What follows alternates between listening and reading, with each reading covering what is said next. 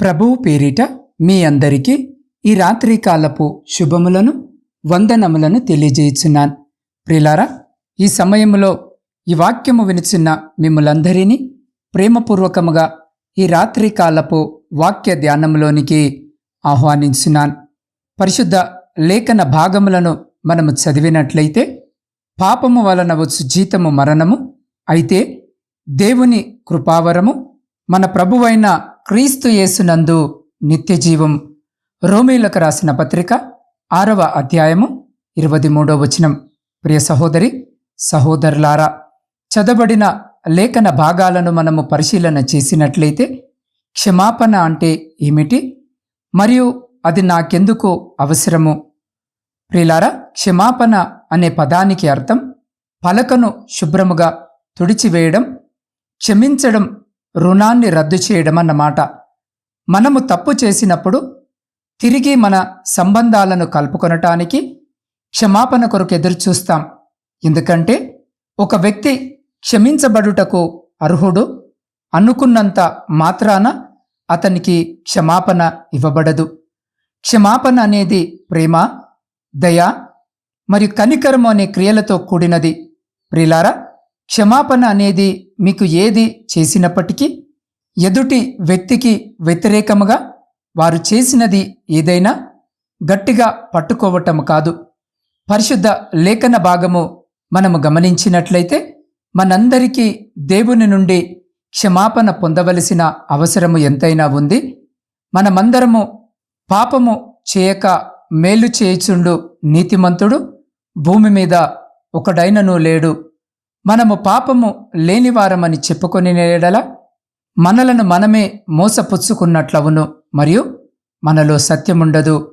నేను కేవలము నీకే విరోధముగా పాపము చేసియున్నాను, నీ దృష్టి ఎదుట చెడుతనము చేసియున్నాను అన్న వచనముల ప్రకారం, ప్రియులారా, దీనికి ఫలితం మనకందరికీ ఖచ్చితముగా పాప క్షమాపణ అవసరమయ్యున్నది.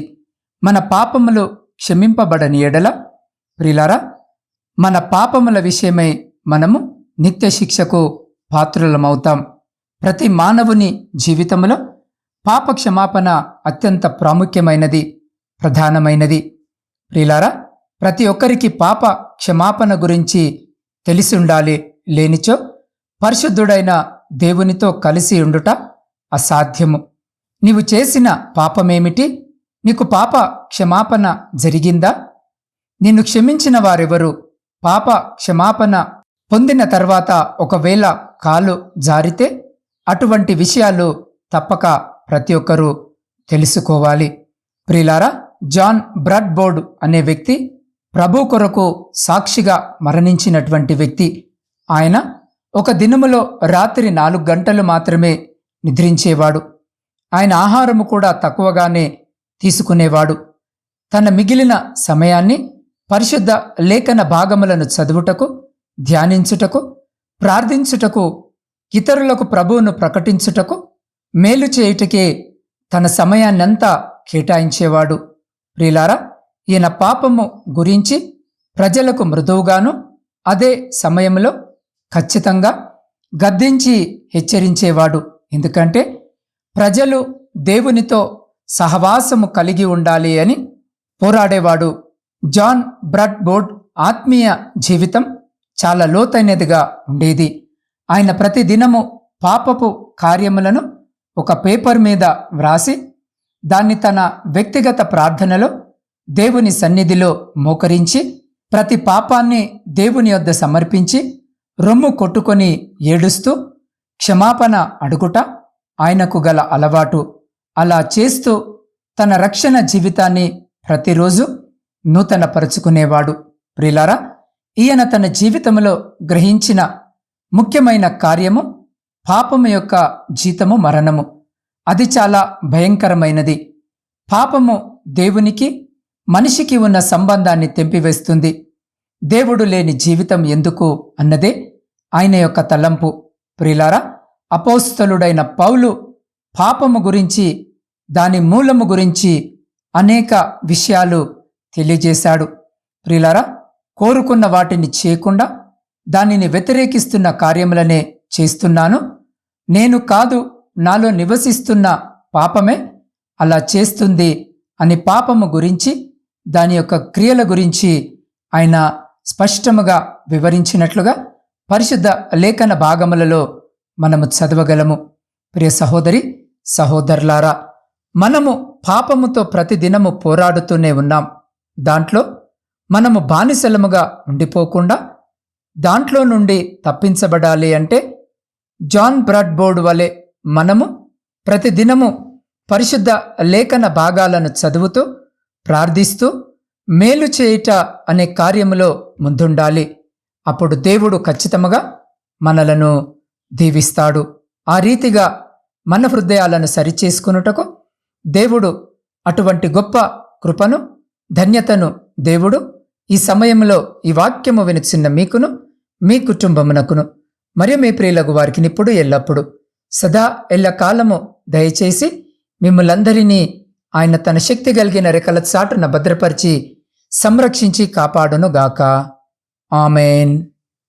ప్రార్థన.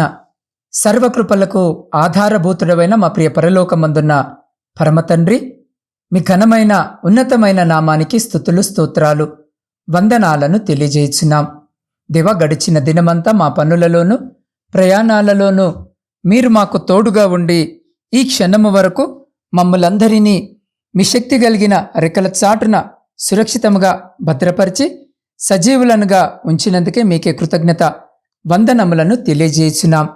దేవా, బలహీనులమైపోయి చెడిపోయి కీడులో పడిపోయాం.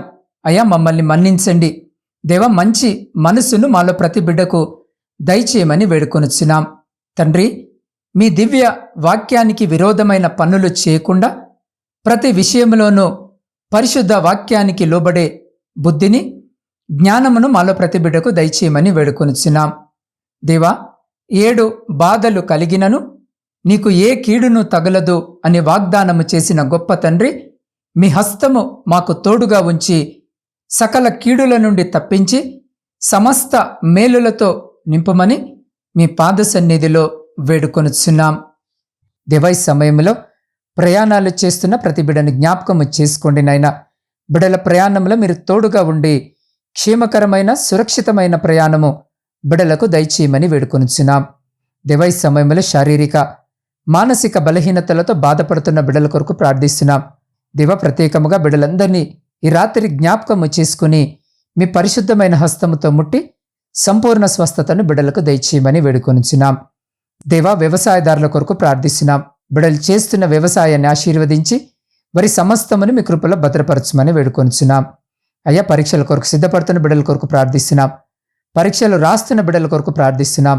దేవా, బిడ్డలందరినీ మీ జ్ఞానము చేత నింపి వారు వ్రాసే ప్రతి పరీక్షలో బిడ్డలకు విజయము దయచేయమని వేడుకొనుచున్నాం. అయ్యా, ఉద్యోగాలు లేక ప్రయత్నాలు చేస్తున్న ప్రతి బిడ్డని జ్ఞాపకము చేసుకుని వారి ప్రతి ప్రయత్నాన్ని సఫలీకృతము చేసి ప్రతి బిడ్డకు ఉద్యోగము దయచేసి నీ బిడ్డలందరూ వారి జీవితాలలో స్థిరపడులాగున ఆశీర్వదించుమని వేడుకొనుచున్నాం. దేవా, కుటుంబ పోషణకై కుటుంబాలను వదిలి దూరదేశాలలో ఉద్యోగాలు చేసుకుంటున్న బిడ్డల కొరకు ప్రార్థిస్తున్నాం. అయ్యా, వారి కష్టార్జితాన్ని ఆశీర్వదించి వారిని వారి కుటుంబాలను మీ కృపలో భద్రపరచండి.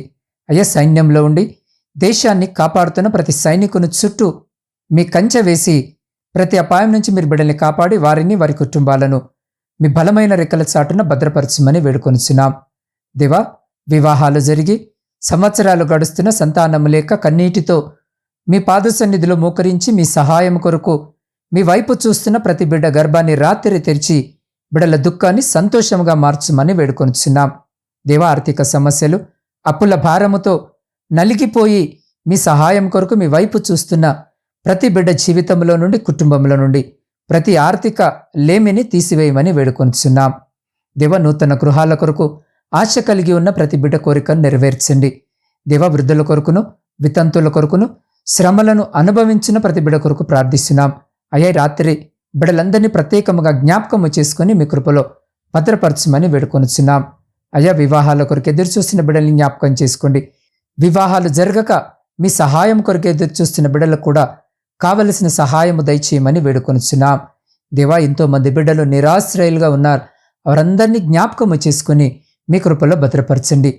దేవా, ఈ గాఢాంధకారమైన చీకటిలో మేము నిద్రించునగా మా గృహాల చుట్టూను, మా ప్రియుల గృహాల చుట్టూను, మా ఇరుగు పొరుగు వారి గృహాల చుట్టూను మీ రక్షణ కంచెను వేసి ప్రతి బిడ్డను ప్రతి అంధకార శక్తుల నుంచి మీరు సంరక్షించి కాపాడి, మీ చిత్తమైతే మీరు అక్కడ ఆలస్యమైతే మరొక శ్రేష్టమైన నూతన దినములోనికి మమ్మల్ని అందరినీ ప్రవేశింపజేయమని మా రక్షకుడును మీ ప్రియకుమారుడైన యేసు క్రీస్తు శక్తి కలిగిన నామమున ప్రార్థించి అడిగి పొందుకొని ఉన్నాము తండ్రి. ఆమేన్.